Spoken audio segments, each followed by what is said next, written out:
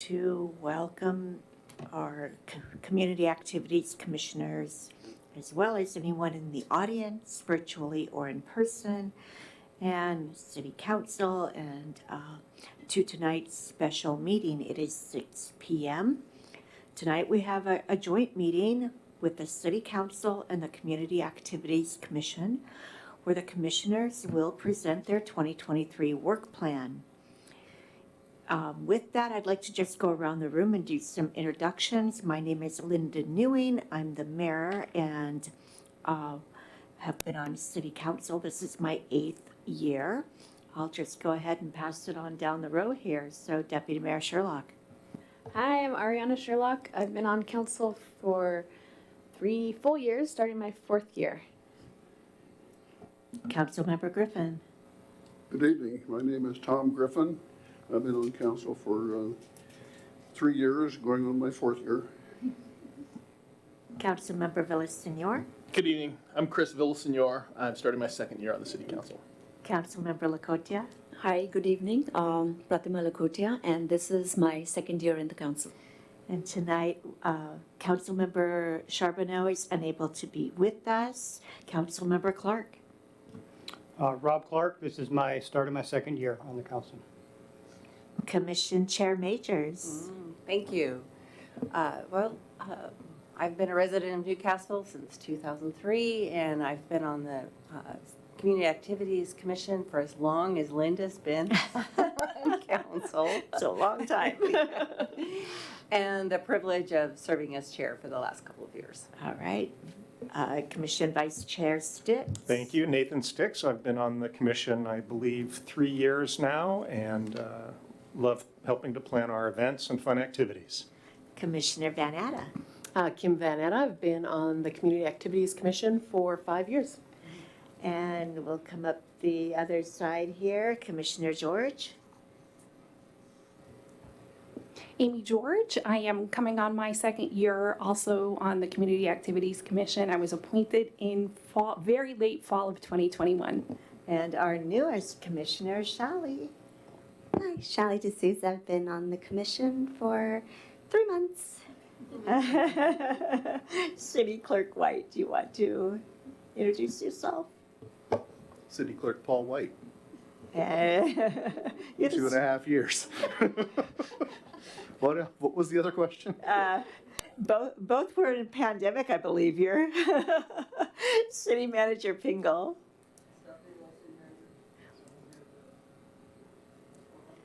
And the leader of our commission, staff liaison, Alexa, welcome. My name is Alexa. I've been here for about 5 months. And well, we have Director Bronze and. Good evening, Jeff Bronze. I'm entering my 9th year at SO. And we have our new, is it Stormwater Inspector? Or Parks Manager? Oh, yes. Okay, and I apologize, I haven't met you yet.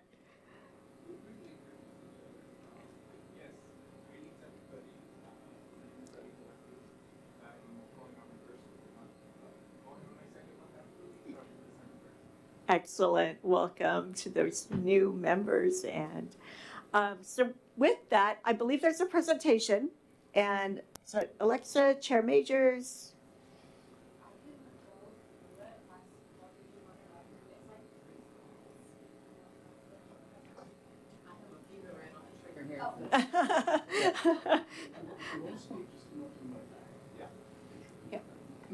So I think we're good. I mean, the plan here is I've just a brief overview of what we accomplished last year.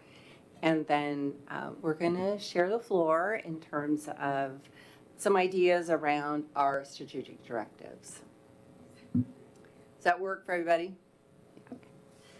So I think that one of the things that I just wanted to highlight, with your support, Council, we had a very successful 2022 year of emerging out of COVID and landing our summer concerts, our summer events, and Newcastle Days. And we had some challenges with new staff, some institutional knowledge that had gone out the door. And so I'm really proud of this team that I am the privilege of working with to just gather together and figured out how to make it work. And so we landed great events. Newcastle Days was very well attended. I mean, honestly, probably one of the best attended Newcastle Days that we've ever had, with some creative, ideas and ways to interact with our community. And that's really what we're all about. We had a great response from our sponsors, thanks to my vice chair here, and Ed Flash of going out and reaching out to the community and giving them an opportunity to participate. So I think that's another way where we can really bring the community in to what we're doing and help them feel like they are a part. We also had the well-attended volunteer recognition. I think another thing that's really important to our community is that when we have volunteers that participate, from Boy Scouts to Newcastle Days, summer events, the folks from the library, Arts Council, Trails, Historical Society, bringing that community together and an opportunity just to celebrate our community is really special. And so with that, I would like the purpose of this evening or this conversation is to present our strategic directions. And the strategy that we've had over the last 4 or 5 years pre-COVID is really focusing on 3 strategic directions. And tonight what we'll be presenting is largely the what. So it helps us focus on the activities that we either are presented to us to consider, or the way that we think about the activities that we are presenting to our community through the summer events. We do an Earth Day in April, Newcastle Days, that we then have an opportunity to really focus on how we can interact with our community. So there's 3 different areas that we're focusing on, and so we're going to start with strategic direction 1, which is foster community interaction. And I'm going to turn it over to Commissioner George. Thanks, Chair Majors. So in thinking about this strategic direction, and you think about the commission as a whole, whether we're doing or promoting events, programs on the parks, in the parks, on the trails, our focus, our goal is always to foster community interaction. And so in thinking about that strategic direction and where we want to take that coming out of 2022, is to advocate the importance of consistently energizing our residents. The next 2 strategic directions you'll see will go into more detail about what that may look like in terms of events and programming, but this is a focus on how we can promote energy in our community and connection among the different folks who live, work, go to school in our community. We want to, as a commission, advocate the importance, and what we want to make sure that we do is we complement and enhance staff efforts and communications that are already in place. So a couple of bullet points bringing that to life that we think about going into 2023 is it's time to explore and implement some new methods to engage with our diverse communities. For example, we do have a neighborhood leader group, which does foster conversations with city leaders. There was a meeting last spring in which Chief Houck came and spoke, the communications manager came and spoke, and that is an avenue that we can explore in more detail. How can we, enhance and expand that neighborhood leader group for more conversations? Another way we might consider exploring and implementing new methods is to look at volunteer online sign up. There are a lot of programs and ways that we can take advantage of online sign up to engage new members of our community, to consistently engage current members of our community. Another thing we have also discussed is how can we tailor outreach to the differing demographics, age-wise, culture-wise, where folks are coming work-wise. There are a lot of different demographics in our community, and how can we tailor communication and outreach to them as a commission. Another way we are looking at implementing or executing this strategic direction is to partner with community organizations to promote activities and programs.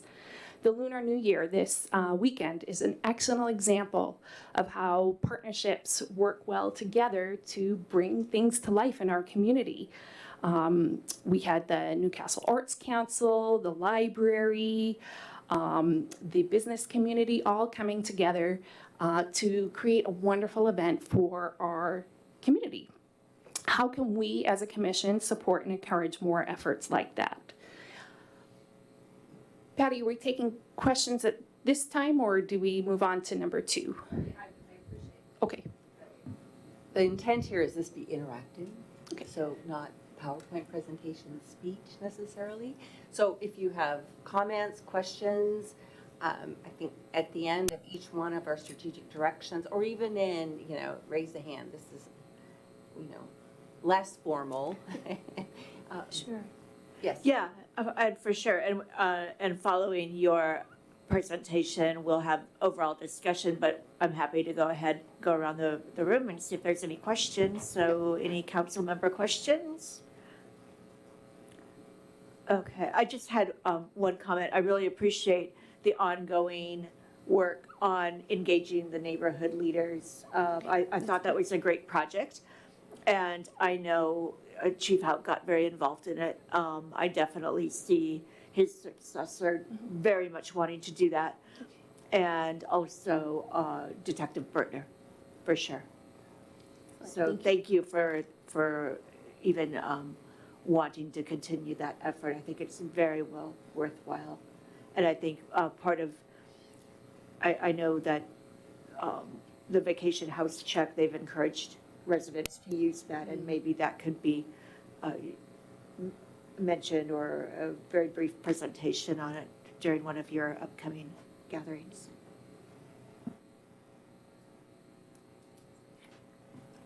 Okay, then if no questions, then we'll move to strategic direction 2. That's me.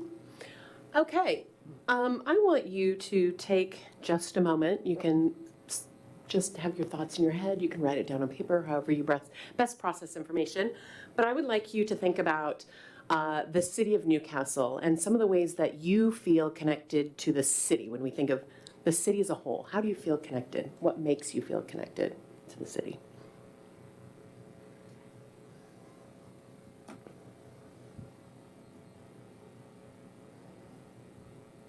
Are you looking for comments or Just want you to hold it in your head. You can write it down if you need to. It's a lot to remember. It's reflection. That's why you can write if you need to. I'm a writer. I always know when Commissioner Van Atta has the mic, there's a game involved.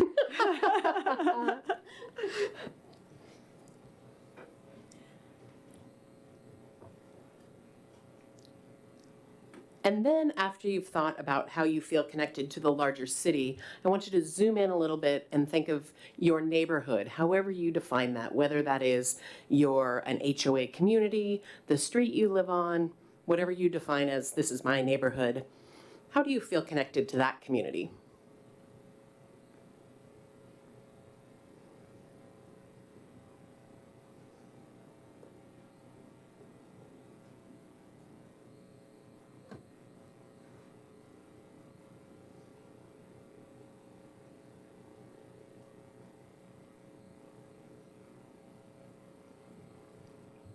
Okay, so strategic direction number 2 is about stimulating creative and interaction engagement within and amongst our community members. How do we help them feel connected to each other? How do we help them feel connected to the city as a whole?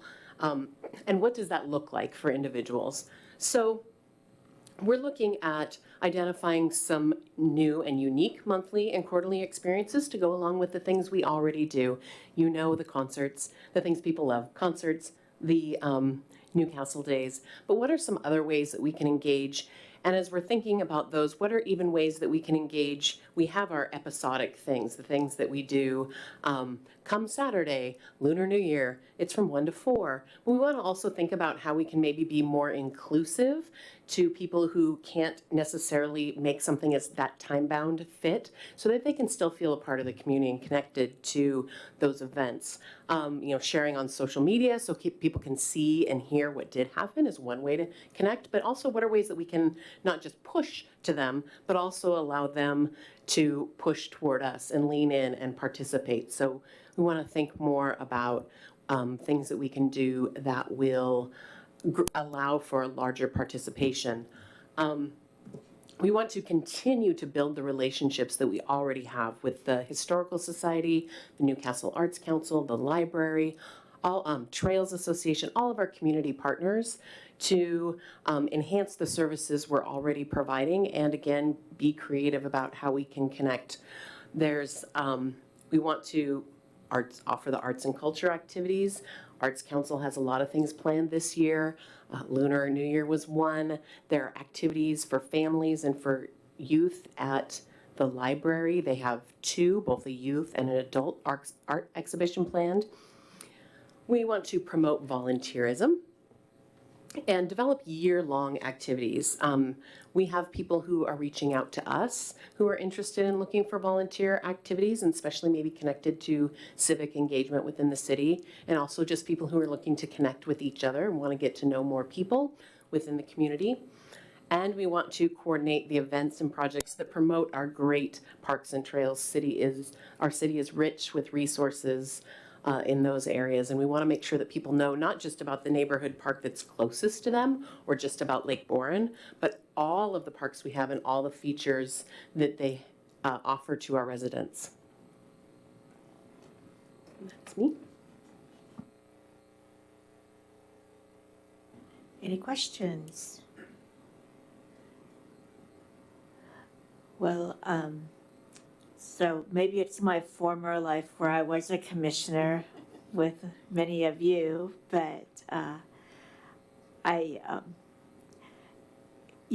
thinking back on Lunar New Year, and unfortunately I could only be there a short time that day, but it was so crowded, and we have tried so many different avenues to engage with our Asian population.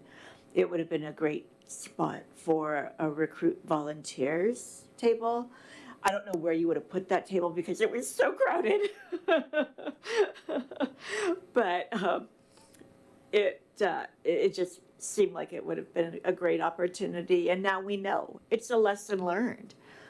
I think the city has a grant to do some improvements at Lake Boren. And I think it would be really helpful if the CAC helped maybe promote, hey, at Lake Boren, the city's working on this project, and whether or not it's just mentioned in council or your commissioner comments at the beginning of your meeting. I think that would be a great opportunity. And I have one other thought here. Darn.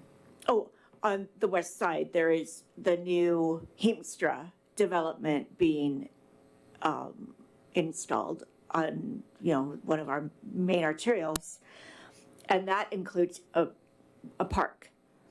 And that's a great opportunity for the CAC maybe to get involved, especially in naming the park. I have a very,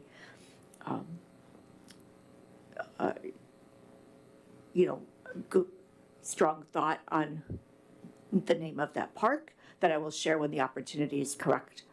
But that is coming up, and I hope that's on the CAC radar as much as you can participate.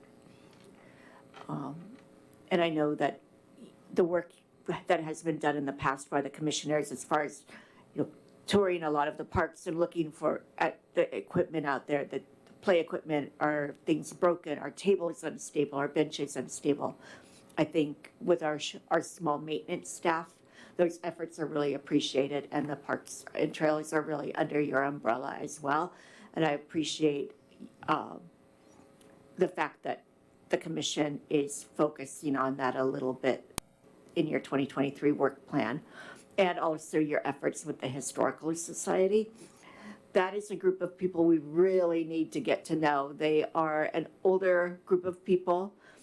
They have fabulous knowledge about this community, and I think if we can get them maybe to provide more talks or more engagement and partner with them on those efforts, it would, of course, raise interest in our history and hopefully encourage younger people to get involved in that organization.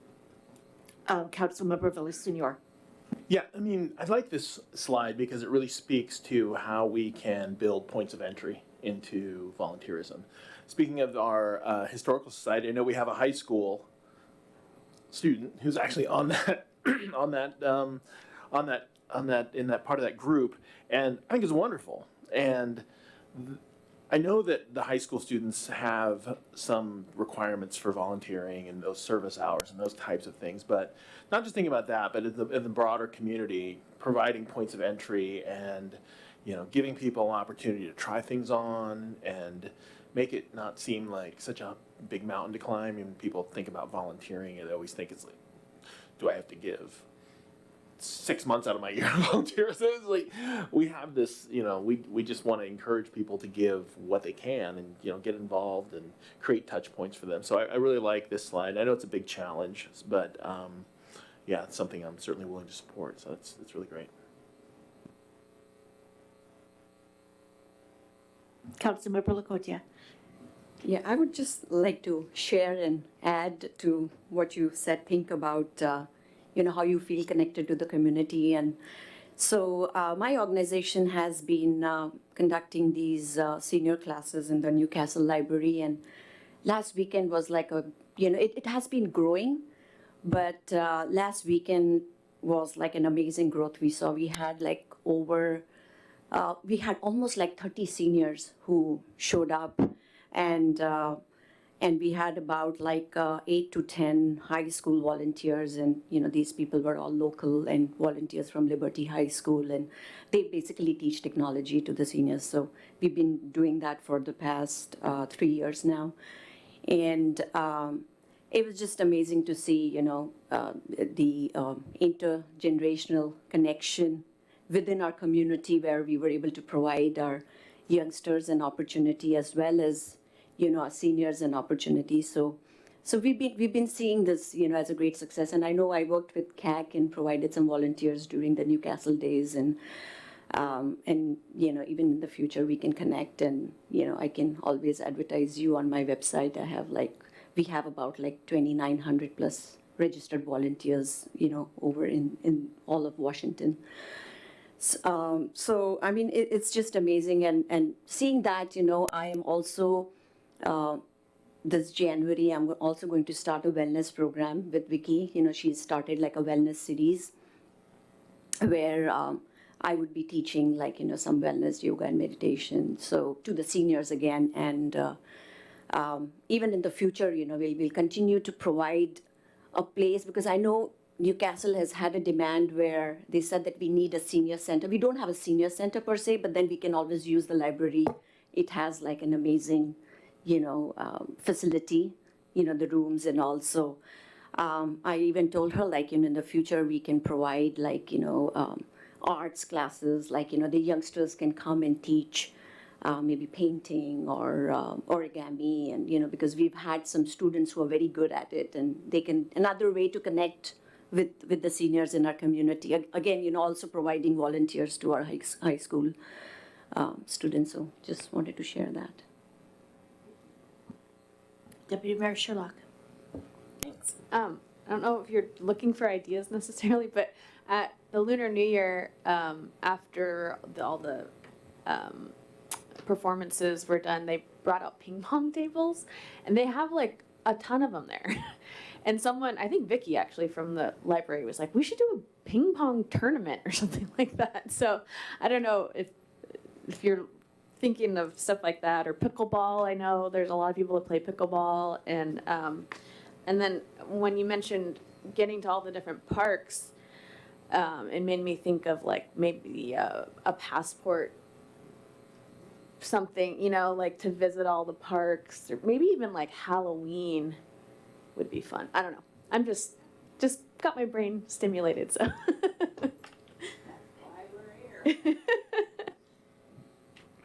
Anyway, Councilmember Clark. Thanks, Mayor Newing. Just, and thank you for your efforts. And just to expound a little bit on what Councilmember Lacodia said, when I was, running for office and I was talking to a lot of the elderly people, they were very concerned about the lack of senior activities. And I know there's activities at the Y, but the big complaint that I heard at the Y was it's not the right time for us. We're morning people. They don't have the right schedule, and the price. So I actually went one time with Director Bronze, and we looked at the annex over here and in what way we could maybe make that work, but it was not to code. We couldn't do that. But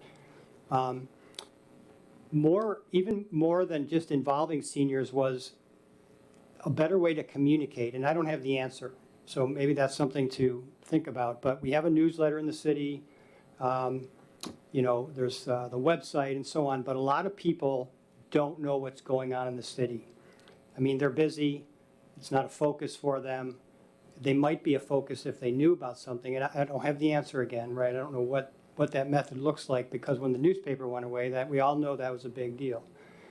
So maybe brainstorming, and I was just, as I was sitting here, I was thinking we have a lot of Boy Scout volunteers, Boy Scout troops that were trying to work with the trails and that sort of thing.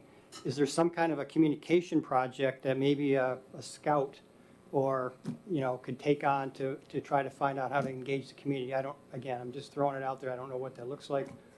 But I know there's a lot of scouts, and I'm connected with the Issaquah troop, and there's a troop here, and maybe there's somebody who would be interested in doing something like that. So, just some random thoughts.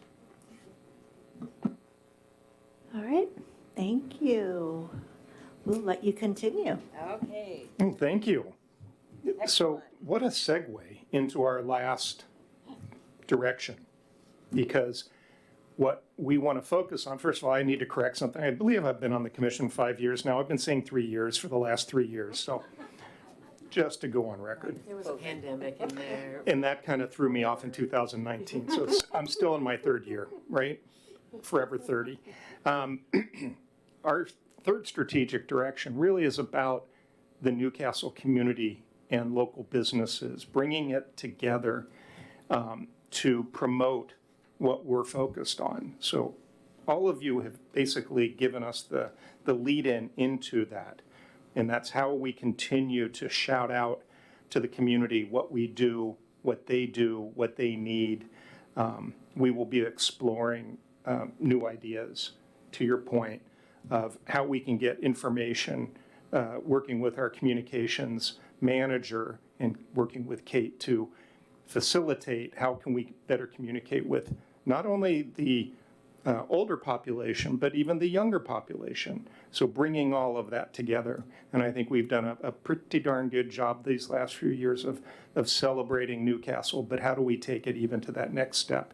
And that's really what our third strategic direction is to keep us focused on doing just that. One of the things that we are trying to do, we tried to do it last year, is come up with a theme for the whole year. And we've tried our best, and I would like to throw it out to council and anybody else with the city to think about, is there the capability of coming up with a umbrella theme that can keep us all kind of focused? And we've been challenged. We tried last year, and I think we might have even tried the year before. We just couldn't come up with that one thing that we could all agree on. So that's a challenge for us to think about. Any questions? Any questions for any of the Deputy Mayor Sherlock? I'm just wondering, what have we done themes in the past? And if so, what have we done? Well, I know we did probably, 25-year?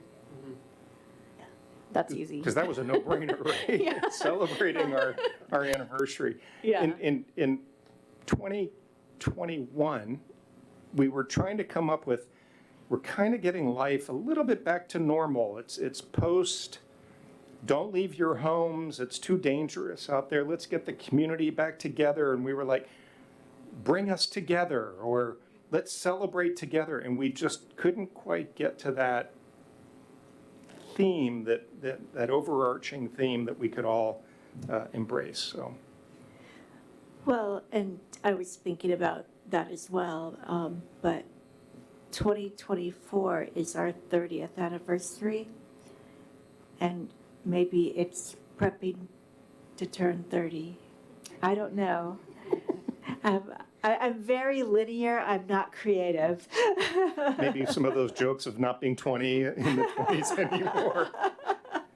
We can think about that. Deputy Mayor Sherlock. So this just popped into my head. It's not fully formed, but being at the Lunar New Year celebration and knowing that a third of Newcastle residents identify as Asian, a lot of Asian cultures celebrate Lunar New Year.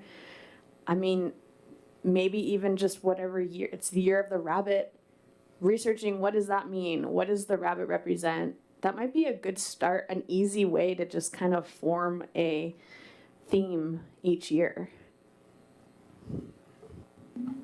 Councilmember Villasenor. I'm gonna sort of preview my council comment today by talking about this. But I know that a lot of people I know aren't making New Year's resolutions this year, simply because, for what reason? But they are choosing a word that they can sort of pin to their fridge or pin to their bulletin board and say, this is the word that I'm using. And so I will tell you my word, and then now you'll have heard my council comment. You're going to hear it again in about 30 minutes. But I chose embrace just because it felt like this is the year that I was going to step into not only, embracing the successes, but the challenges and just all the things that it sort of means to be where I am in my life, right? So as we come out of the pandemic, it's sort of it's the re-engagement, really, of, hey, we're taking steps back to what it meant to be quote unquote normal. But it's really about my attitude, my own personal attitude, right, toward it, and I don't know, so I'm not saying that the city should choose that word or anything like that, but if we think about in those terms, what it means to be a resident of Newcastle, what it means to, if we can just kind of get our arms around, how we feel our community should move in a year like this, where it's sort of a reemergence, forever spring this year, right? I mean, everything feels like spring. Everything feels pretty new. Everything feels like, we're seeing things for the first time again. It's just something that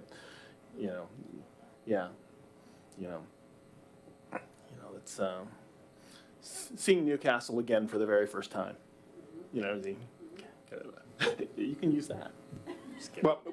Well, one of our asks would be, if you've got some thoughts, please feel free to email us. Just send them our way.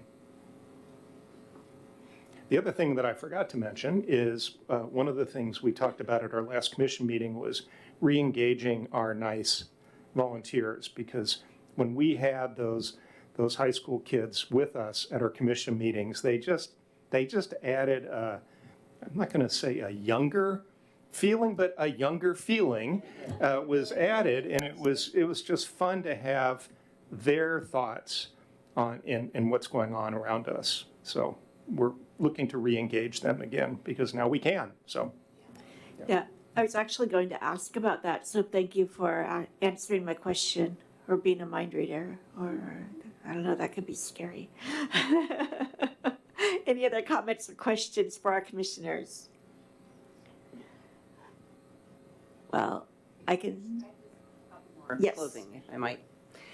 So just as a wrap up, from the events perspective, we're all good with the concerts. We are adding 4th of July. What that will mean is still to be determined. There's safety and security and costs that we have to investigate, but it is in the plan this year. We're also adding Earth Day. There's an interest, the city, Jeff's team of promoting stormwater. And so that's on the radar, and Davi has some ideas as well. So I think that will be an opportunity for us to get involved a little sooner. Trees. In what? Trees. And trees, yes, and trees. And of course, the Newcastle Days and the volunteer recognition. So those are the normal scheduled events that we are now will start to plan and consider as we move forward. And then a couple of additions we've already mentioned. Thank you, Vice Chair Sticks, for mentioning NICE, because that's a priority for us. And then kind of relative to one of Commissioner Van Atta's comments about an event of the month, which will probably start out as a trail walk, recommended trail, making sure that it's safe, so working with staff to make, and then encouraging our residents to post. So using that as a way to just casual, not time-bound, date-bound, that people can just get out and engage with the community. And then lastly, and then just two more things. I think one is that the focus and the conversation that we have evolved from a Community Activities Commission of just not being the folks that do the work, so to speak, like for the events, but really committed to involving the community. And so it's not just on us, it's how we can engage. And so we're going to find ways to make those activities more visible and available to our residents in the ways that they would like to be communicated to. And so there's a lot of how that has to come underneath that, but that really is our intent. And then I would just like to wrap that we are thrilled that Davi is now with us on our team, because that allows us to get support for Parks and Trails, and we know we have residents that are asking about that. Also to support the Historical Society and some of the needs that they have that's just beyond the technical capability of our team. The opportunity for grants. And then Davi won my heart when we met last for our CAC meeting, and his interest in engaging volunteers. So he and I will be working together too to figure out how we can broaden that reach. And so I think there's some great opportunities for us to really be a broader reach, out into our community beyond our regularly scheduled events. So with that, thank you. Thank you so much. Any questions, Deputy Mayor Sherlock? Not so much a question, but Councilmember Charbonneau is not here, but Councilmember Griffin and I are on the newly reformed Economic and Community Development Committee. And one thing that that group is going to really be focused on this year and next year is being a sounding board for the comprehensive plan update. And so we've talked about extending the offer to both commissions to have a representative whenever we meet, just to be able to keep everyone informed and communicating and knowing what's going on with the comp plan and any questions or ideas. So I'm sure you'll be hearing more about that, but I just wanted to put that in your ears and think about it. It doesn't have to just be one person if you guys want to take turns. We just want to make sure everyone knows what's going on because it's such an important thing. Any other questions, comments? I just have one recommendation. First of all, I want to commend you on the work you do every day, every year, every month. You guys nailed it during the pandemic. I don't know how you did it, but you nailed it. And I thank you for that. One thing I would really like to see is a couple of afternoon concerts during Newcastle Days. I think we've lost that, and we've lost not having that afternoon component of entertainment. I feel like we've lost a little bit. I was very impressed with the attendance in 2022, but I just miss that afternoon action and entertainment at Newcastle Days. And from what I understand, I think the car show is coming back. I've been asked about that, so that's exciting. But that's definitely not a criticism. It's just something I would like to see. And you know, Chair Majors, I was not going to leave without saying that. But again, thank you for the work you do. I know you three have been on the commission quite a while. Both of you are relatively new, but it's so wonderful to have you both. I know the talents and the capabilities that you bring to the table, and they will be part of this group going forward. And thank you again. We're always here on a Tuesday night. Well, and thank you, and I really appreciate your support. We wouldn't be here without you. Well, that's what we want to do. We support our commissions, and we know you're volunteers. You work hard, and that should definitely not go unrecognized. So thank you, Alexa, and Davi. All right. Anything else? Concluding comments? I guess I just nailed it there. I jumped the gun a little. All right, with that, we'll adjourn until 7 p.m.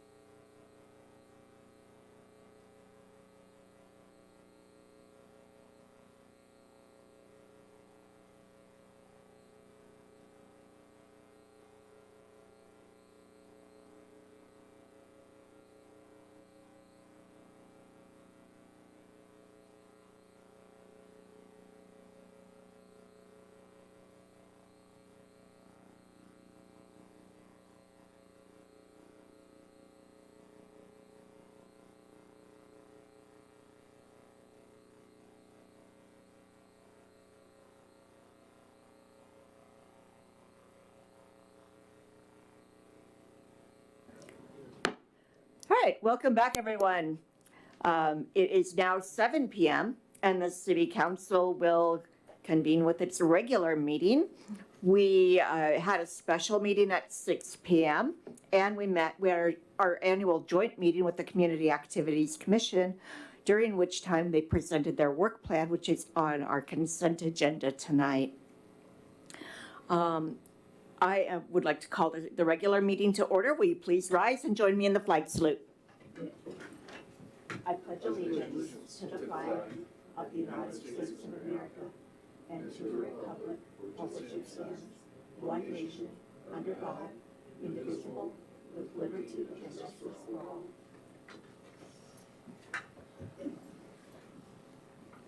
All right, City Clerk White, will you please call the roll? Deputy Mayor Sherlock. Here. Councilmember Griffin. Here. Councilmember Villasenor. Here. Councilmember Lacocha. Here. Councilmember Charbonneau is absent. Councilmember Clark. Here. Mayor Newing. Here. 6 present, Madam Mayor. Thank you. May I have a motion to excuse Councilmember Charbonneau?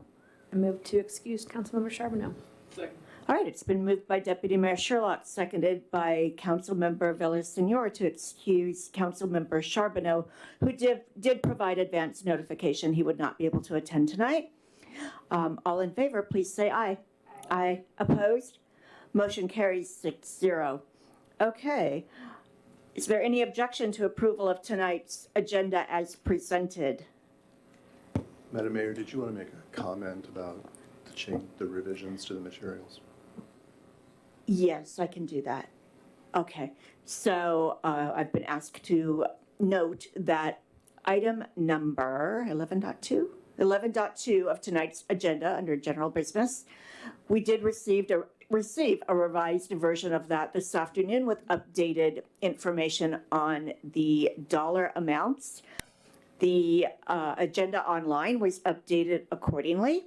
And I believe council has a hard copy in front of them on the dais, as well as our city attorney and staff. Okay. And is there any objection to approval of tonight's agenda as presented? Seeing none, agenda is approved as presented. Okay.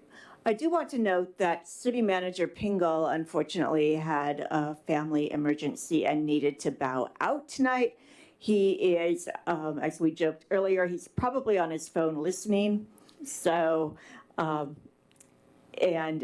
he is unable to be in the room tonight. We do have all of our directors present and our Chief Hauk and our new chief, who Chief Hauk will introduce momentarily.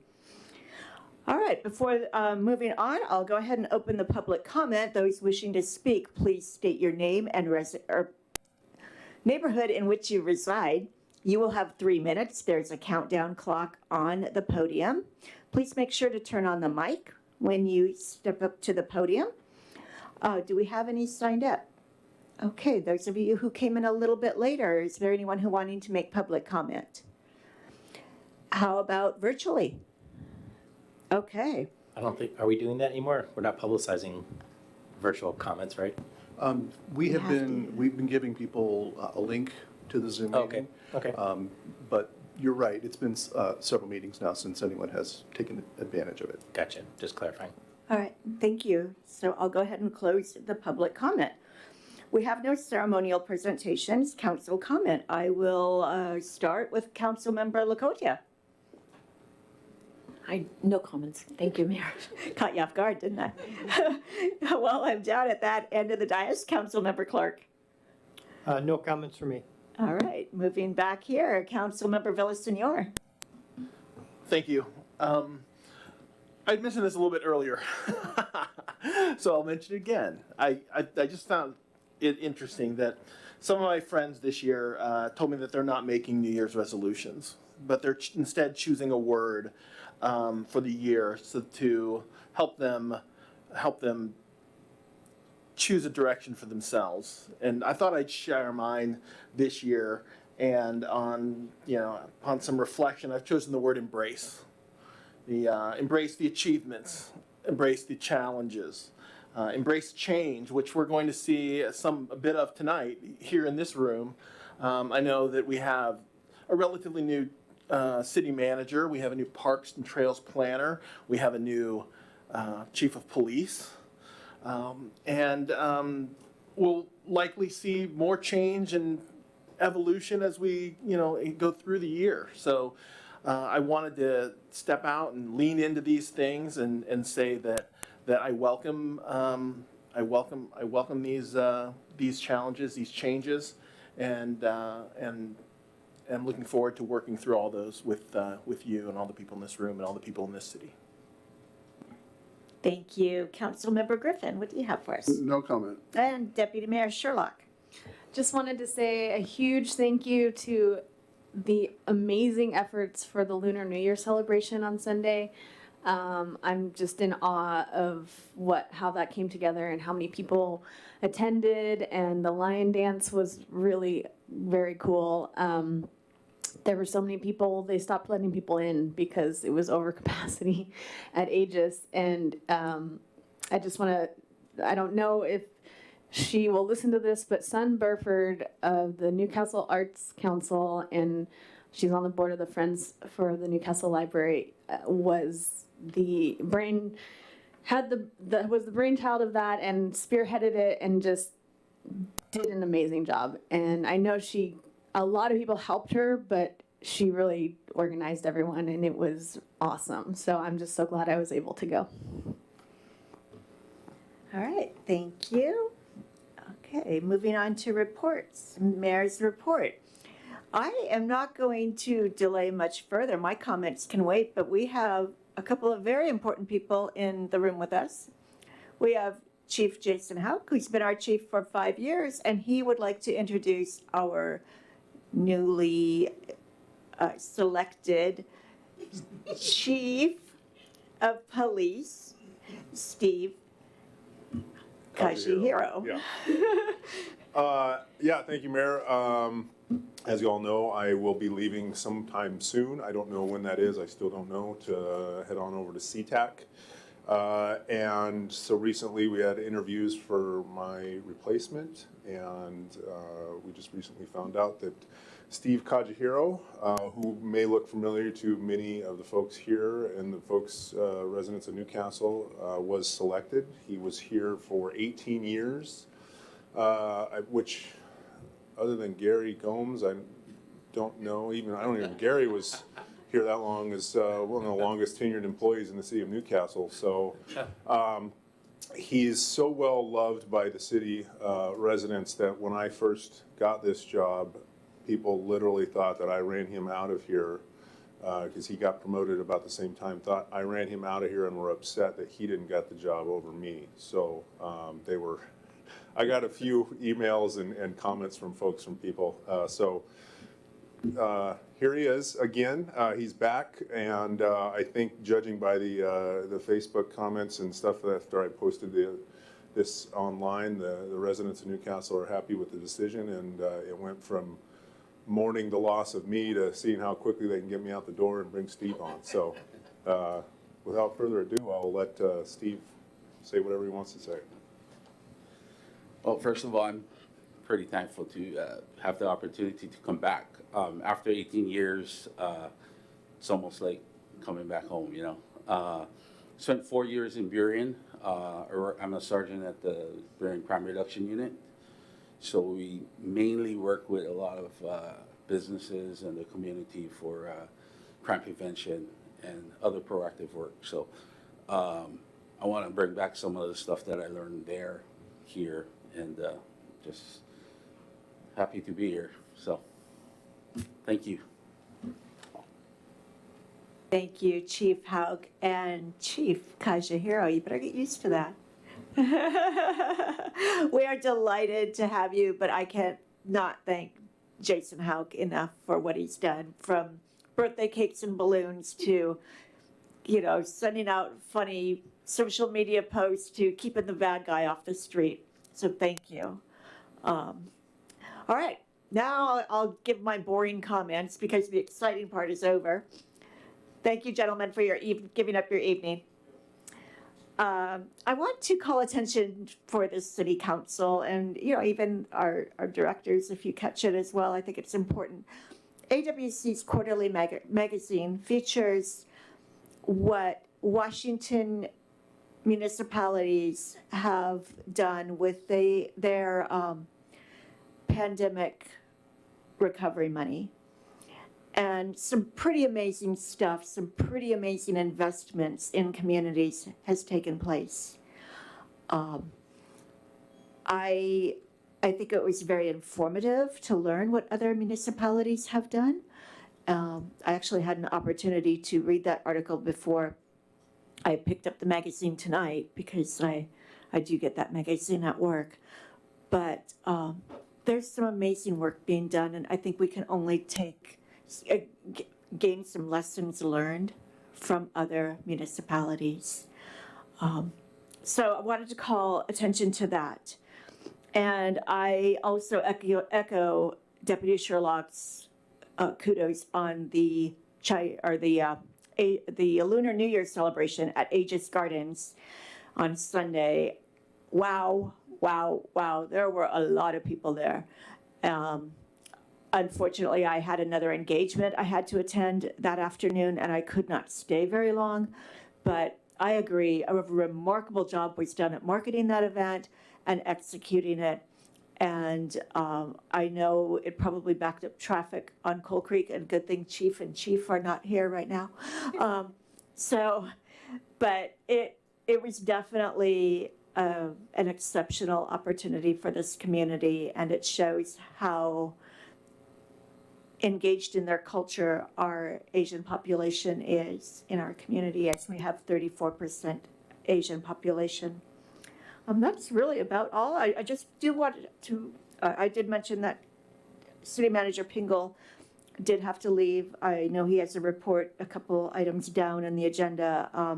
But if there's any questions on that report, I will give an opportunity for the council to ask our directors who are right here, and I know they can answer those questions. So council committees, no salary and benefits committee. Finance? So Finance Committee has a provisional meeting on the calendar in case we have to approve any contracts, but January is a very busy time for the Finance Department, so there will be no Finance Committee meeting unless we have to. Okay. How about community and economic development? Okay. We are trying to set up a January meeting, hopefully next week, for the Economic and Community Development Committee. And then also the AAPI Commission Committee. Councilmember Villasenor and I were at the Lunar New Year representing that committee to try to engage and get some feedback from our AAPI community members. We put together a survey, and we got about 23 so far responses, and we are putting together another community meeting, hopefully at the library next month. So we're just gathering some more information, and we will be reporting back to you later, probably after February. Okay. Moving on to regional committees. Any regional, Councilmember Clark? Thank you, Mayor Newing. So I'm on the Metropolitan Solid Waste Advisory Committee, and my apologies, it just occurred to me that I failed to send my notes to City Clerk White, so I will do that tomorrow. But the gist of our meeting was a review of all of the legislative bills related to solid waste and environmental stuff. So some of the stuff that that did not pass last year, after it got all whittled down, I think only 2 passed. There's half a dozen or more, and some of them are similar. I'll pass that out. And the other thing we talked about is how do we dispose of trash when the landfill is finally full? Now that's going to be a number of years because they're opening a new section of the landfill at Cedar Hill, so it might be a while, but it's not too soon to start thinking about getting rid of trash in the future. But I'll send all that out. My apologies, I forgot to do that. That's it. No worries, thank you. Okay, and like I said, any questions about the city? Oh, I'm sorry, Councilmember Villasenor. Yeah, just a quick report from Eastside Transportation Partnership last week. There was a lot of focus on 520, especially on the west end of the bridge. You'll see over the next couple of years, I know a lot of our Newcastle residents do commute and go that way, but there's a construction of a lid near there on that end of the bridge. So it's important that if you use that highway, or if you have to commute to the west side at all, that you keep abreast of all those updates. There are a lot of ways you can do it over social media or subscribe to a newsletter. All that stuff is available through the Department of Transportation. Yes, I got caught in that last weekend, actually. So it's quite the mess. Any questions about the city manager report for our directors? Okay. The quarter four capital improvement project, is that a report or just an FYI, Director Bronze? Well, it's a report for FYI, and I'd be happy to entertain any questions. Any questions? Okay, you're good. Thank you so much. All right, moving on to the consent agenda. Is there any objection to approval of tonight's unanimous consent agenda as presented? Seeing none, agenda is approved. We have no public hearings. We have no unfinished business. We are on to 11.1, and it's an adoption of Resolution 2023-929, Arch 2023 Budget and Work Plan. I'm turning this over to Director Hoffman. Thank you, Mayor. We have two items, and we'd like to approach those separately as listed on the agenda. The first one is the budget and work plan for this year, 2023. And we have a guest tonight, Lindsay Mesters from Arch, with a presentation that the city clerk can pull up. Oh, there we go. So I'd like to introduce Lindsay, and then she could take it from there. Thank you.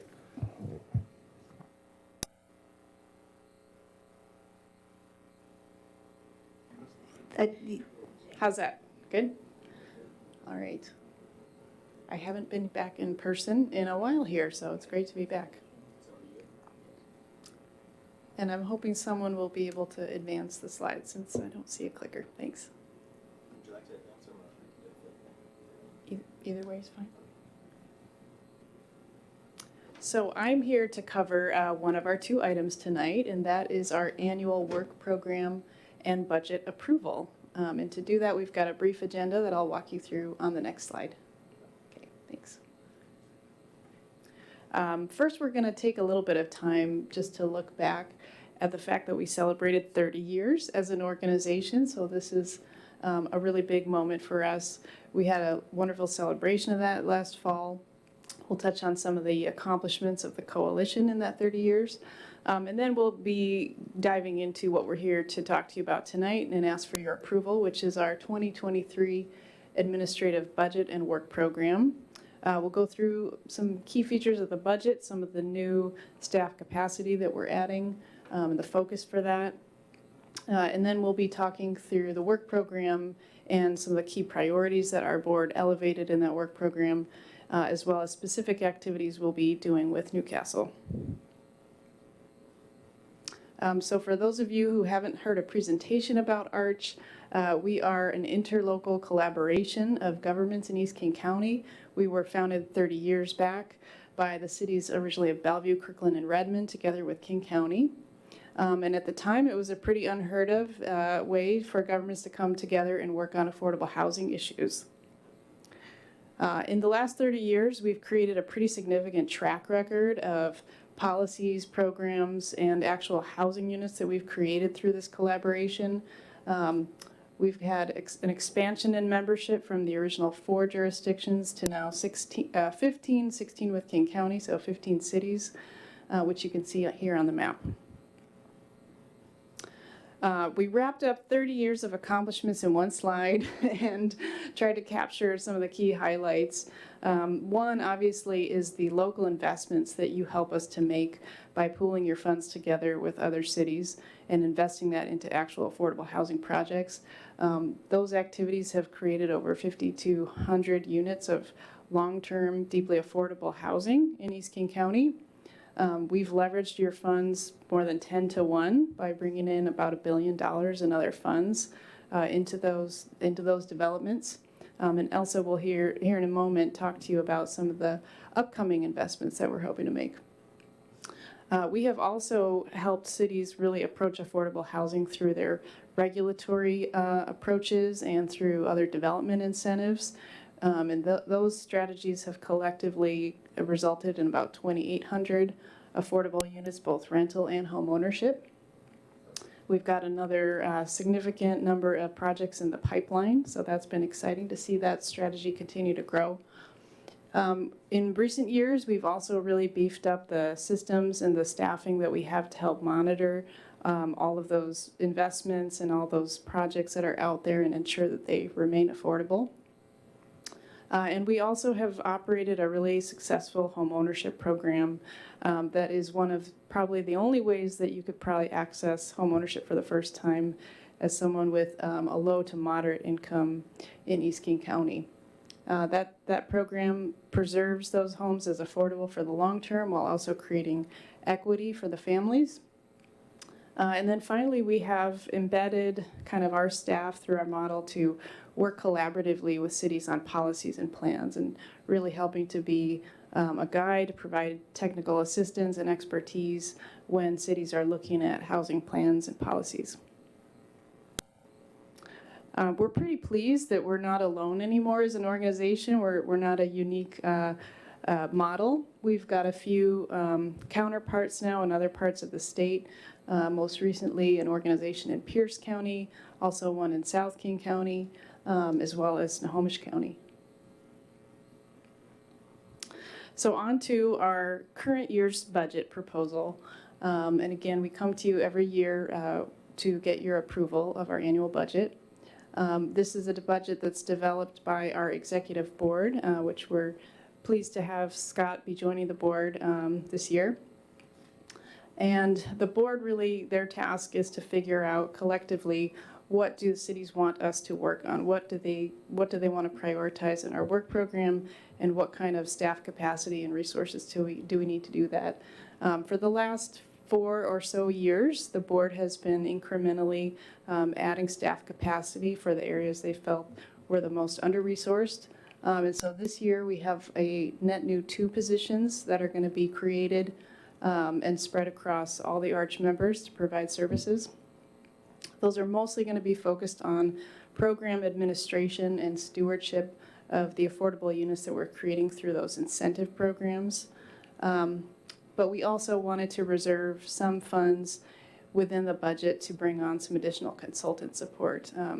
Many of the cities, probably Newcastle among them, do rely on us to help support local planning efforts.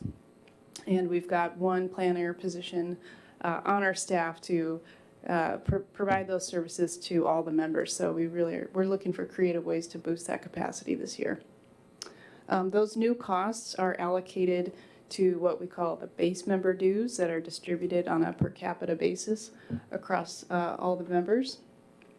As well, we have a little bit of increased projected fee revenue that we are collecting from our homeownership program.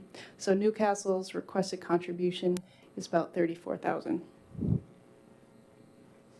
I won't go over all the details of our work program, but they are included in your packet if you have any questions about the many activities that we have. Typically, the program areas in the work program don't change year to year, but we look at how to prioritize where there's the most need to focus in the work program. And again, that's kind of the work of the board to work with me in evaluating that year to year.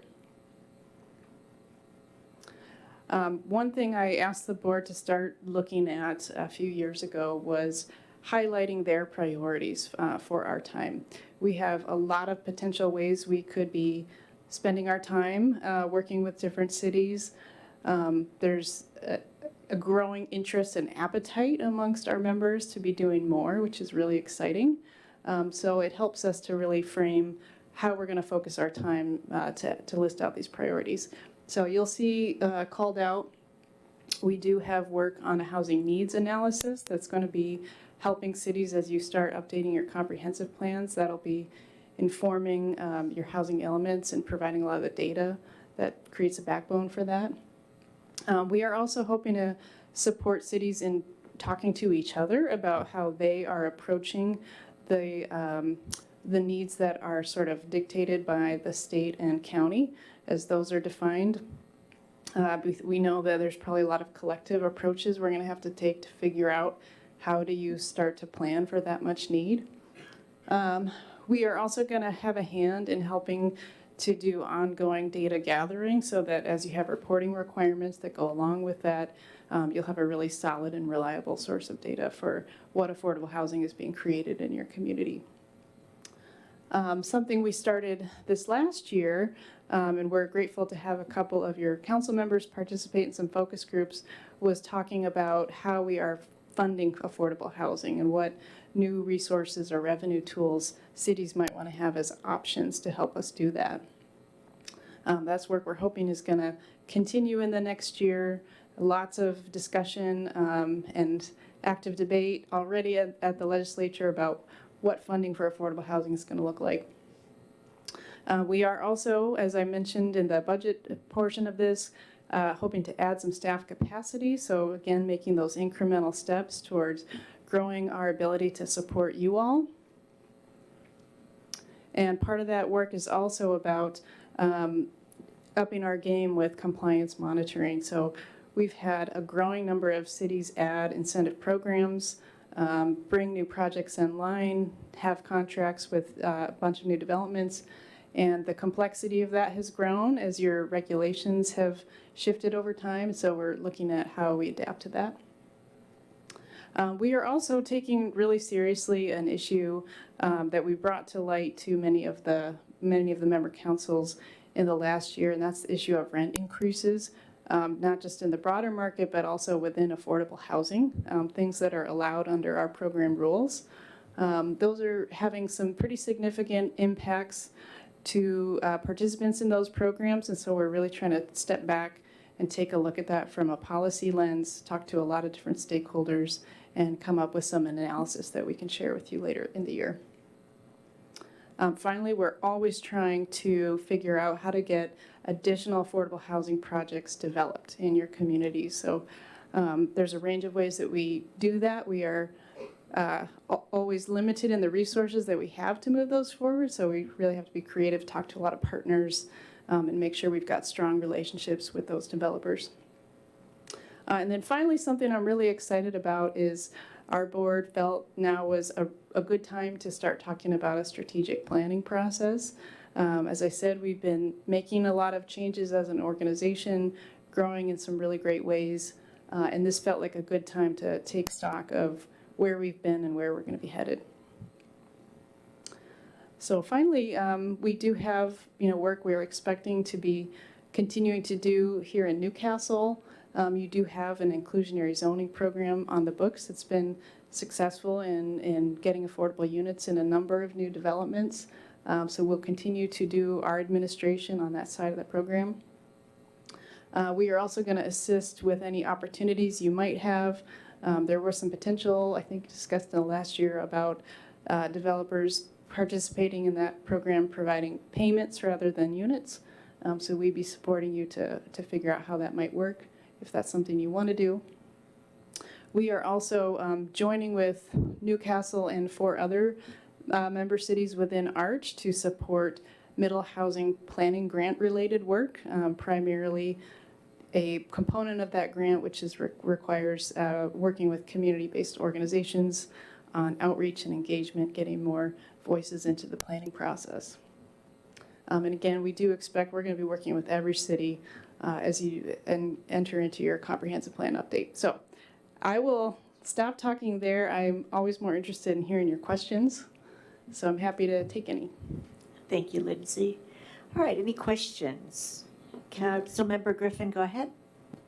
Thank you, Mayor Newing. How much money does Arch receive from all the cities in the state All the cities in the coalition. that are involved? Yes. It should be in your packet there. We've got our annual budget. And I want to say our 2023 budget is at, I don't want to say it if I'm wrong, it's going to either be 1.4 million total. That's our current year, okay. It's,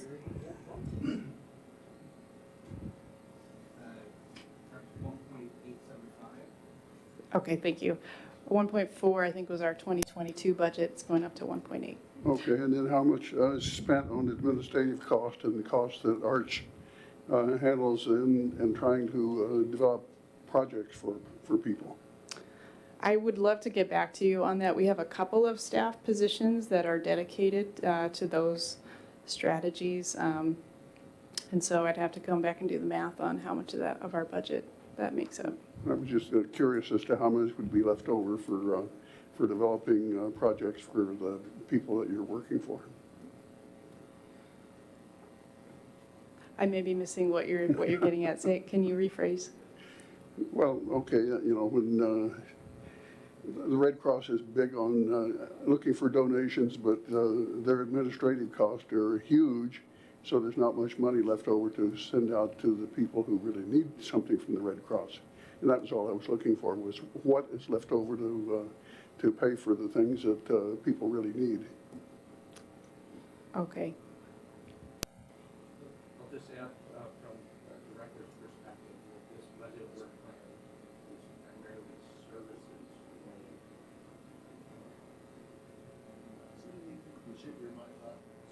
No. Now we'll try this. Yes, thank you. Thanks, Paul. This item is primarily services and partnership and collaboration and holds widespread benefit. What you may be referring to is the Housing Trust Fund and allocation to projects on the ground, which is the next item, which is more geared towards what you're describing. We don't have a breakdown tonight for the budget and work plan as to what is administrative and what is a benefit service to the community and the region and the members. But if a specific breakdown is of interest to you, we can get back with you. That you don't have an answer for that, what would be left over to help people out? Just curious. For me, it's not a perception of what's left over. The budget and work program entirely helps people. But I think what you're getting at is the money that's dispersed through the Housing Trust Fund for bricks and mortar out in the field, which is a different category, and this is the next allotment. All these services help in the provision of affordable housing in different ways. Policy, for instance, is my primary benefit. It helps the city with housing policy, housing element in the comprehensive plan. But all their programs, whether it's staffing or any of the individual items listed in their budget in page 126 and 127 of the packet, assist in this effort. What we don't have is a breakdown of how they assist with administration. Are available to the people, is what you're saying? For affordable housing, those are listed in all the categories within the work plan in the packet. Councilmember Lakota? Thank you for the presentation. Am I reading it correct? In one of your slides, you had 88 million you've collected so far, and you've built only 5,200 homes? Yes, the local investments were 88 million, and that created 5,200 affordable So homes. 88 million was spent for just for 5,200 homes? And actually, it's closer to $1 billion total that was spent to develop those homes. Just the Wow. local portion is 88 million. That's just reflective of the cost. So $1 to billion develop housing. for just 5,200 homes? Yep. Those are like pretty expensive homes, huh?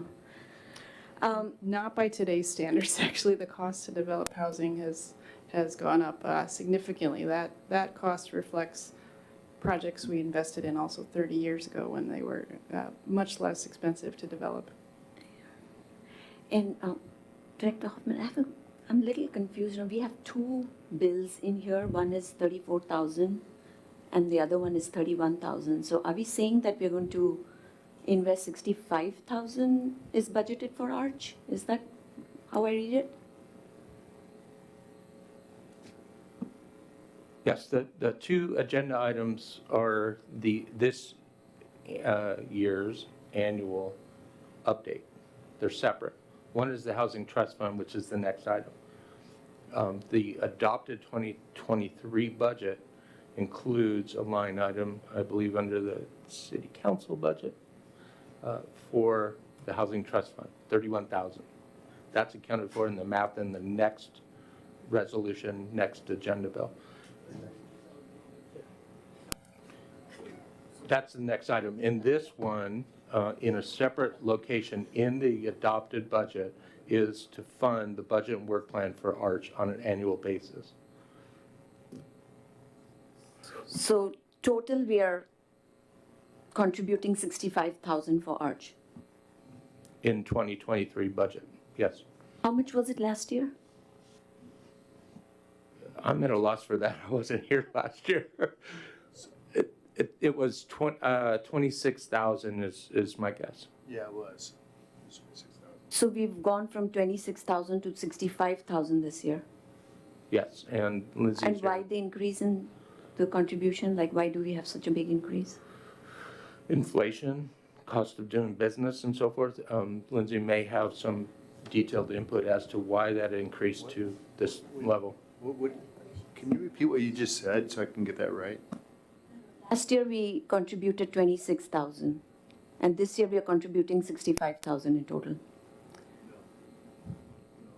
We're contributing, what is it, 20, 31,000 for. we budgeted $31,000. Next item. 34,000 for.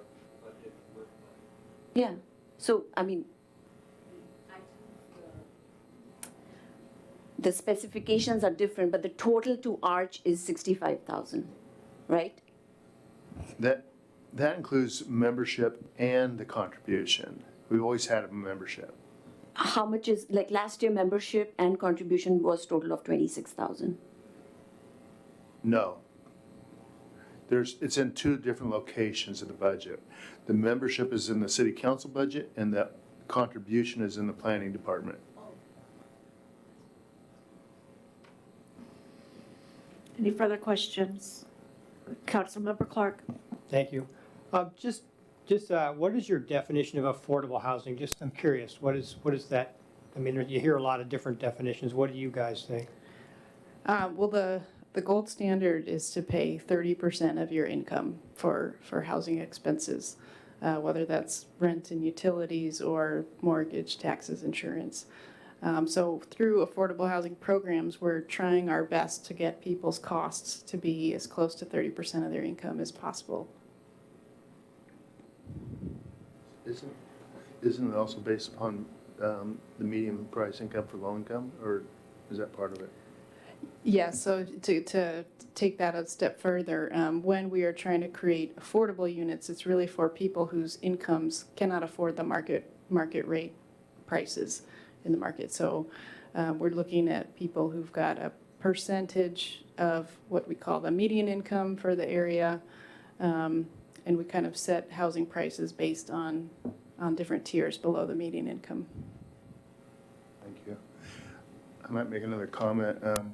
So you brought up the cost of $1 billion, 5,200 units. I was doing the math that Jeff was doing at the same time. It comes to about $192,000 per unit, which is really affordable. Okay. Motion.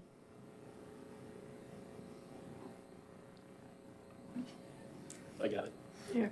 I move to adopt Resolution 2023-929, approving the Arch administrative budget and work program for 2023 as presented. Second. All right, It's been moved by Councilmember Villasenor, seconded by Deputy Mayor Sherlock, to adopt Resolution 2023-929, approving the Arch Administrative Budget and Work Program for 2023 as presented. Councilmember Villasenor, I'll let you speak to your motion. I had the pleasure of attending the 30th anniversary of Arch last fall, and I was impressed with their passion, their effort, their smarts around this particular issue that not only affects our city, but all the cities who on the east side, or all the cities in America who, whether they're Arch members or not. And I'm happy to support their work by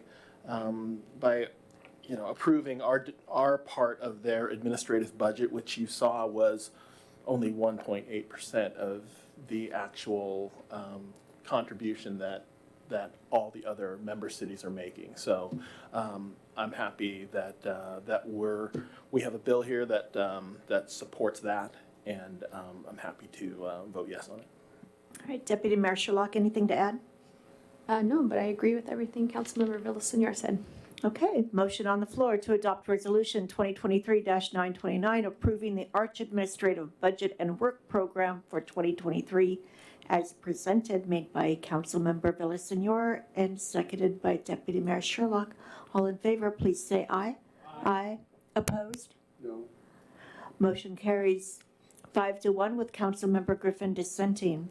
Moving on, item number 11.2 is the adoption of Resolution 2023-930, Arch 2023 Housing Trust Fund allocation. Director Hoffman, or I'm sorry, would you like to introduce our speaker?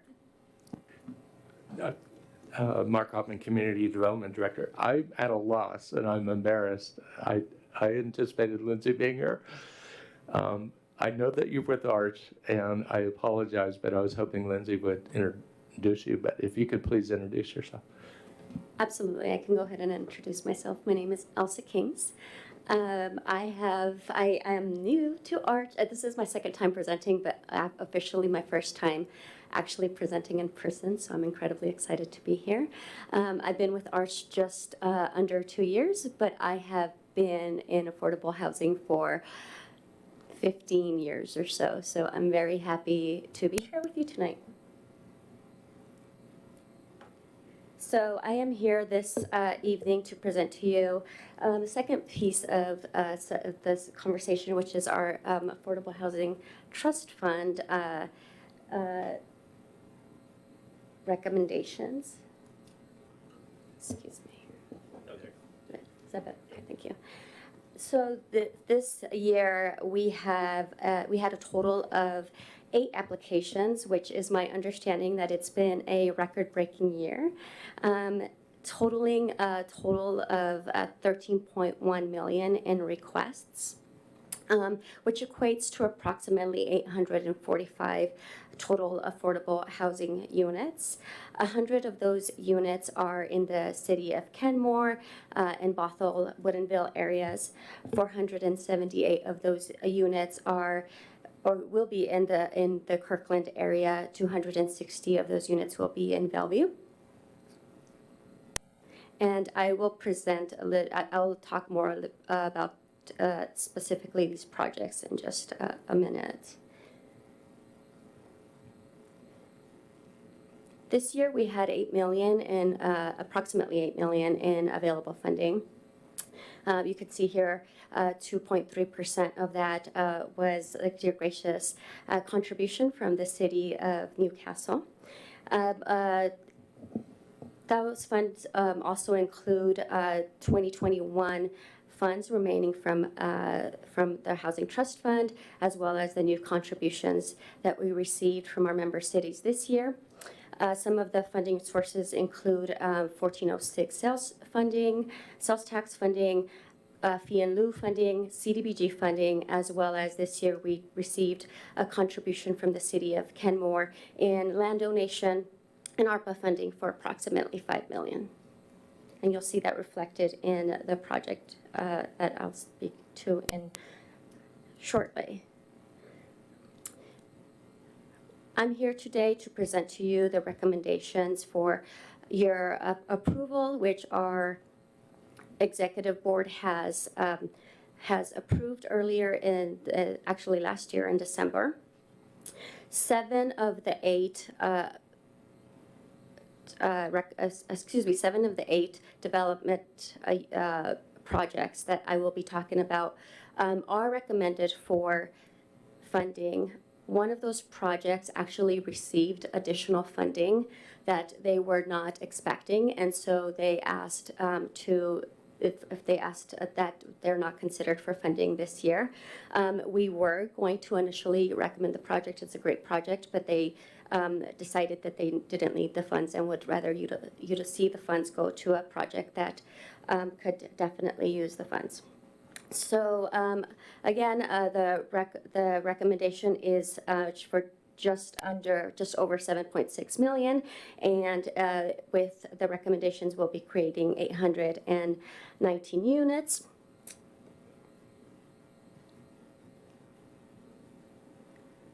A little bit about who we are serving with these developments. We are, as you can see here, we're creating units for significantly for residents that are significantly in need of affordable housing. A large portion of our funding goes to projects that fund residents at 30% AMI of the area, 30% of area median income, which is in significant need of affordable housing. We also fund projects at 60% AMI, which are considered workforce housing, which are residents that work at local coffee shops, et cetera, that cannot afford to pay for market rate rents, but do have a stable employment. Talk a little bit about the sources that we utilize for the funding of these projects. So Lindsay mentioned earlier, typically our ARCH-funded projects leverage other sources, local and federal, at a 1-to-10 ratio. This year, we're actually leveraging other sources at a 1-to-4 rate. For every $40 of other investments, ARCH will be investing $1. So that's a significant investment in leveraging of other funds. $465 million in estimated project funding will go into these recommended projects. And for every $20 for every $1 of local city funding, it will be, for every 20, city funding will provide $20 for every $1 of local funding. And you can see here most of our other sources for these projects come from low-income housing tax credit equity, which is a federal program that creates a significant portion of our affordable housing in the state, as well as other cities, municipalities, and of course the King County provides about 5% of the leveraging in our projects, and the state of Washington provides about 4% of the funding. I'm going to go ahead and tell you a little bit about the projects that we are recommending for funding. The first project I'd like to talk to you about is the Ardea at Totem Lake project. This project is a collaboration between TWG and Imagine Housing. The project is centrally located on Northeast 128th Street and 116th Street in Kirkland. It is very near the the Kingsgate Park and Ride and the Totem Lake Transit Center right off of 405. It's also very close to the Evergreen Health and several shopping centers in Kirkland. So as you can see from your slide here, it's very well situated, very centrally located. The project consists of 170 units of affordable housing, 1-bedroom, and studio units for seniors and veterans. The project will be serving residents at 40, 50, and 60% AMI. It will also provide a major right-of-way pedestrian improvements intended to connect the improvement section of 116th Avenue along the property with the Totem Lake Business District, which is a major pedestrian loop. The project has requested $1.4 million in funding, and we are recommending $1.4 million in funding for your consideration. Next project I'd like to talk to you about is the Habitat Bellevue Homes project. This project is a collaboration between Holy Cross Lutheran Church of Bellevue and Habitat for Humanity of Seattle and King County to create 25 permanently affordable 3-bedroom townhomes and a new 3,500 square foot community center on a 3-acre site in the Factoria neighborhood of Bellevue. The proposed population for the development is families with incomes at 60% AMI and 80% AMI. This is a home ownership structure, so this is one of the projects that creates those home ownership for future homeowners. Through its Habitat's Land Trust model, which is in which the land is retained by Habitat and is leased to the individual homeowners. Habitat then utilizes their sweat equity model in which the homeowners collaborate 250 hours to help construct their homes as well as their neighbors' homes. The model, combined with the modest appreciation within the land trust structure, provides low-income households the opportunity to build wealth through home ownership while securing affordable housing. The request from Habitat was for $600,000, and we are recommending $600,000 for this project. The next project I'd like to talk to you about is the Kenmore Supportive Housing Project. This project is located in the city of Kenmore. It is 100-unit, 1-bedroom, 100 units of studio and 1-bedroom homes at 30% AMI.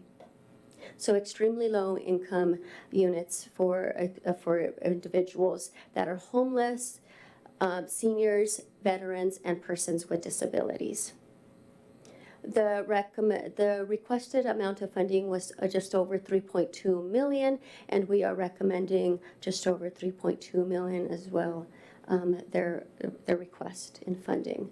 A little bit more about this project. This has been ongoing collaboration between ARCH and the city of Kenmore throughout just over a year. The city donated $1.9 million in value on a city-owned site, which they currently utilize. They also committed $3.2 million of ARPA funding for the actual construction of the project. The city decided that they wanted to move quickly on this project, and thus they have worked very tirelessly with the developer to try to move the project forward through the permitting process and other design features. It is also will include a health clinic with Bastier. And another amazing feature about this project is a community courtyard, which is expected to be utilized by not only the residents of the community, but also other patrons of the commercial space and the residents of the city. The next project I'd like to talk to you about is the Kirkland Heights Apartments. It is an existing apartment complex located in northeast Kirkland near the Totem Lake neighborhood. They are looking to rehab the existing units into 276 units of affordable housing at 30, 60, and 80% AMI. The project includes the rehabilitation of all of the existing buildings by adding a story to the 11 of those buildings and constructing 2 new 3-story buildings and 1 community building. The project will include 103 units of affordable housing for households at 30% AMI, 52 for households at 60% AMI, and 114 units at 80% of area median income. The structure is also going to be taking advantage of project-based Section 8, rental assistance vouchers, which is targeted for the 160 units at the very low affordability level of 30% AMI.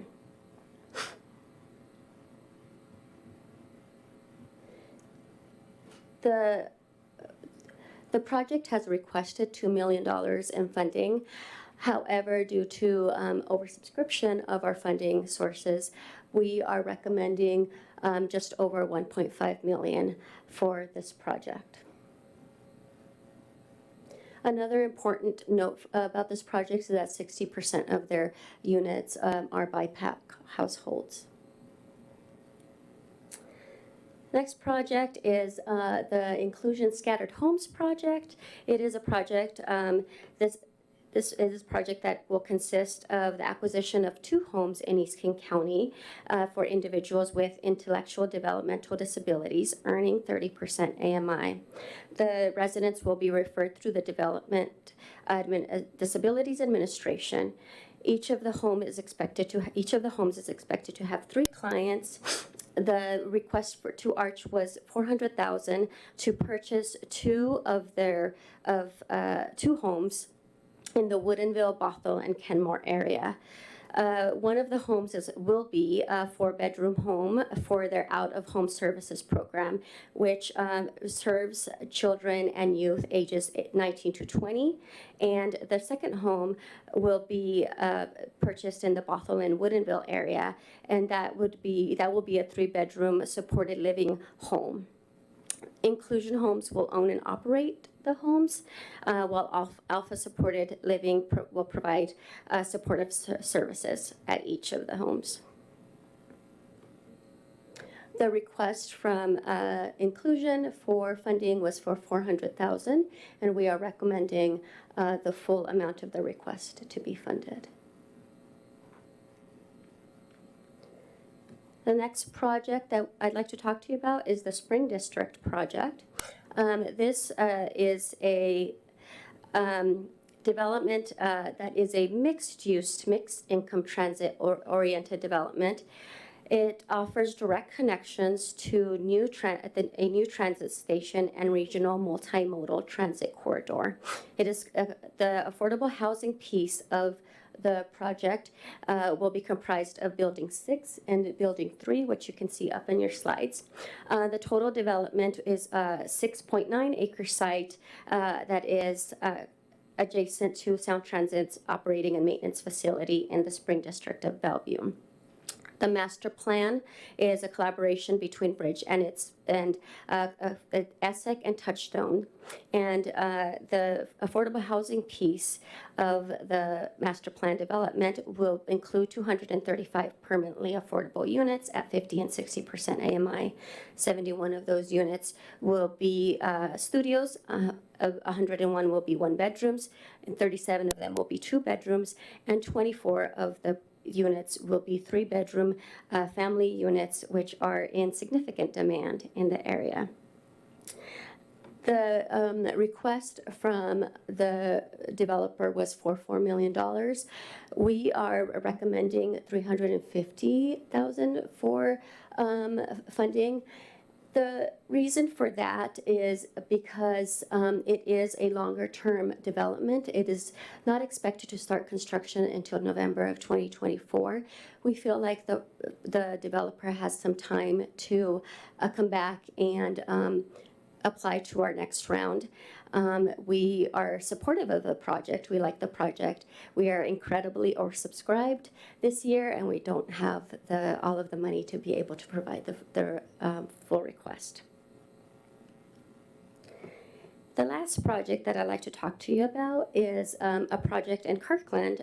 This is a small project. It is the development and new construction of a 3-story structure that will have 6 2-bedroom units for transitional housing for homeless families earning 30% of the area median income.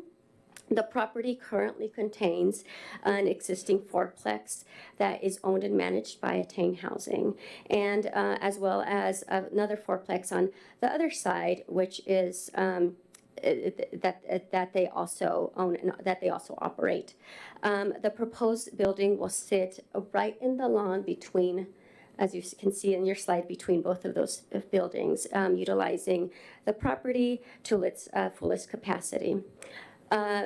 It represents an expansion of Attain's current existing programs and allow them to grow their services from 8 units to 14 units in the 3 buildings.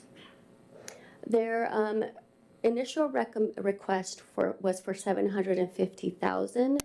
We are at this time recommending $50,000. And the reason for that is because the project is in its early feasibility stages, and we would like to provide some funding for Attain to be able to continue their feasibility and possibly hire a development consultant and allow them for more time to come back to us in future rounds with a project that is a little bit further down the line. And with that, I'm happy to take any questions that you might have for me. Thank you, Alyssa. All right, any questions? Councilmember Clark, go ahead, please. Thank you, Mayor Newing. Thank you.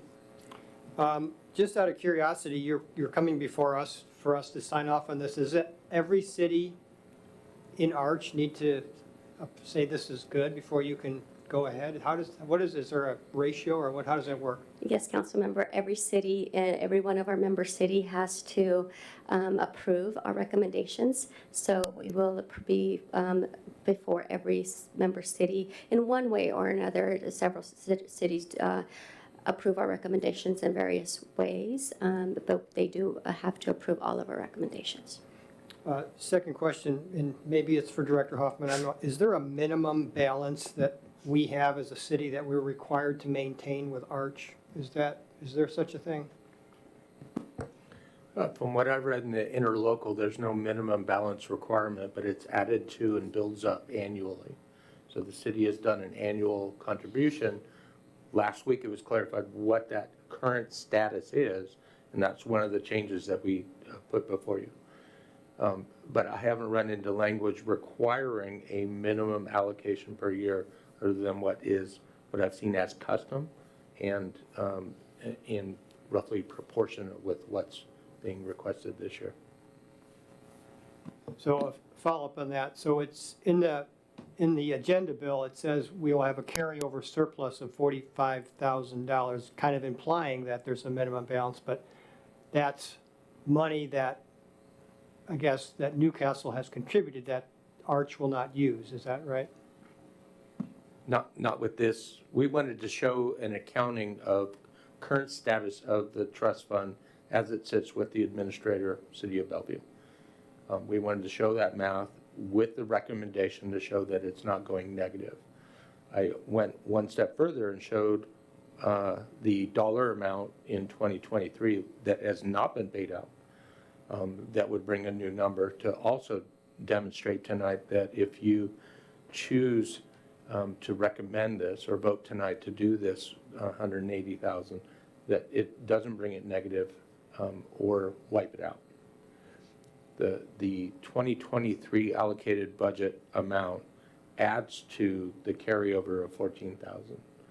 And so the specific action tonight is for the fall 2022 allocation in the amount of $182,100. So the math is just to show that we, both in the existing trust fund account for Newcastle, plus whatever is budgeted for this year, 2023, that it is in excess of the request. Okay, final question then, is so if we have that much in the trust fund, it sounds like we haven't spent money on projects in a while. Is that true? Or, because we would not build that up in 1 year. So 182,000 in a trust fund, it doesn't, is that true? Is that safe to say that we haven't been spending money on projects lately? Without going into the past years, we have all the resolutions for past years. Money was allocated to the trust fund in each budget. This is an extraordinary year in the amount. I believe last year the city asked for the housing trust fund was significantly lower, maybe in the $20,000 range. This is a heavy demand year, and so the available money in the account has already been contributed, does not include 2023, and is far in excess of what the normal City of Newcastle portion is to be spent that year by Arch. I couldn't answer as to why it was accumulated. We could dive into that research. All of those resolutions exist in intercity documents, but it's different than past years. Councilmember Griffin. Thank you. My question is, it was suggested earlier that part of the money comes out of the operating fund and part of it comes out of the planning commission. Is that true? I think that's what Director Palmer said. There are two spots in the 2023 budget, as in past years. One is in community development, and I believe the other one is in administration or city council. City council. Yeah.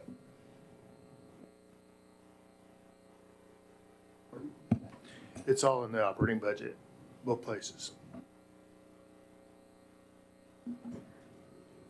Okay, looking for a motion.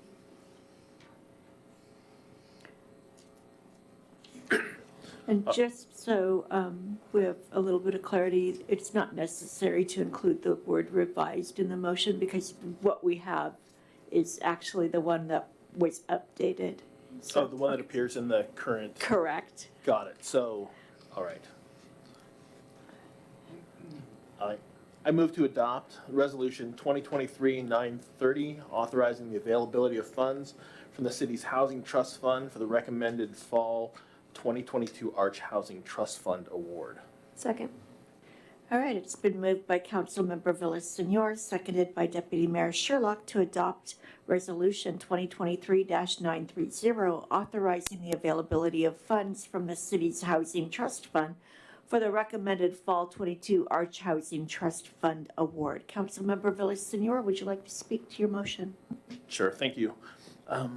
In looking at the project list, all those projects that I will be voting to support really happen in parts of the east side where transit support and business support, where people can access work and jobs, people who are, and we have many people in our community who are well below the AMI as well.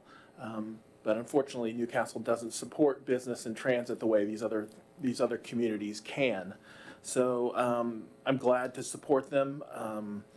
I hope the people who access this housing make the best of it, and I'm glad to support it. Deputy Mayor Sherlock, anything to add? Thank you for the presentation. It's great to see all those wonderful projects, and it was clear to me that a lot of thought has gone into the recommendation, so I'm happy to support. Okay. Motion on the floor to adopt Resolution 2023-930, authorizing the availability of funds from the city's Housing Trust Fund for the recommended Fall 2022 Arch Housing Trust Fund Award. All in favor, please say aye. Aye. Opposed? Motion carries 6-0. All right. Thank you, Elsa. Thank you, Lindsay. It's always nice to see you. Okay, moving on. Additional public comment. Do we have any public comment in the audience? Okay, seeing none, And nothing virtual? Okay, thank Jeff, you. we don't have anything on Zoom, do we? He did. Okay, I will close the public comment. Planning calendar. No.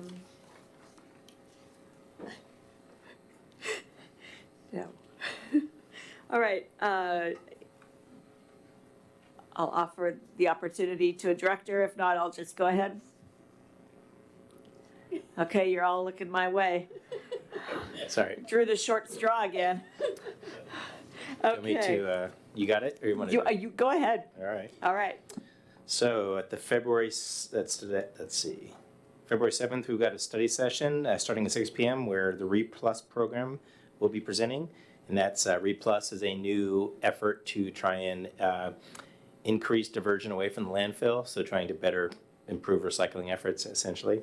But it's a new effort by King County Solid Waste. So they'll be here at 6 o'clock. I do not envision that taking the whole hour, probably 30 to 45 minutes, depending on the number of questions. And let's see, we'll have a crime update. I assume that'll be Jason on the regular meeting. And then we have some project acceptances on the consent calendar. And then we have an ordinance adoptance for Wintry, and this is there's a development, the Wintry 5, where it's a development on top of an existing development. So there's a plat that was created when the Wintry, this is all the way up against May Creek Park on the east side, and there are some utility easements that conflict with the new development. So this is an effort to relinquish those easements, and they are not to the city at large, but to the public. So we need to do a public hearing to relinquish those. And then hopefully I'll get my ducks in a row to get a compost procurement ordinance on the calendar. And that is it for the February 7th meeting. Thank you, Director Bruns. Any questions on the planning calendar? Councilmember Clark, go ahead, please. Thank you, Mayor Newing. Not a question, more like a comment. So going back to our previous agenda item, I approved that, I voted to approve the 11.2, but I did talk to City Manager Pingle earlier today. And just as a heads up to the council members, because I didn't want to spring it on everybody, but I will be bringing something forward, hopefully. I am concerned about, we allocated in our budget 31,000 for Arch, but we already have a surplus. So I'm going to be discussing with the rest of the council a way, not spending that this year because we have other budget issues in our city where that money could be more adequately used. So just a heads up. I don't know how that's going to fit on the calendar, but I didn't want to spring that on anybody. But I have a concern about if we're not going to need that surplus money this year, everybody needs money, let me be clear, right?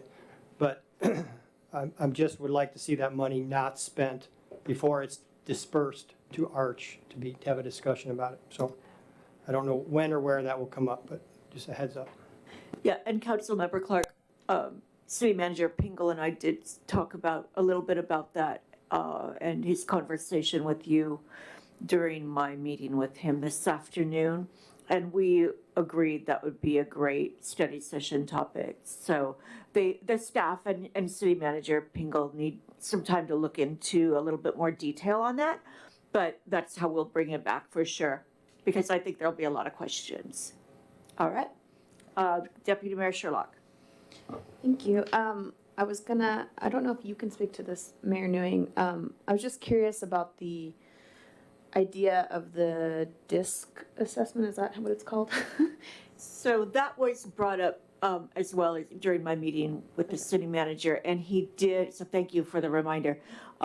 He did want to make sure the entire council is on board with taking that assessment because there is a cost associated with it.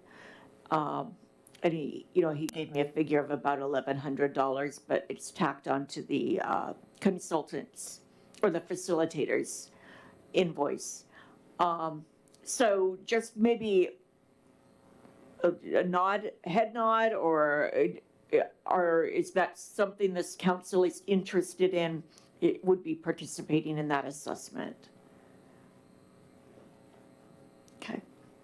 Councilmember Griffin, Lakota. Okay. No, he needs to give the direction to the facilitator, and she will forward a link, and I believe there'll be a couple of brief questions she'll want a response to as well prior to our retreat on February 10. So February is shaking out to be a very busy month. So, okay, I will let city manager know about that. Anything else on the planning calendar? All right. We are at adjournment, so with that, seeing no other business or comments or questions, I will adjourn the meeting.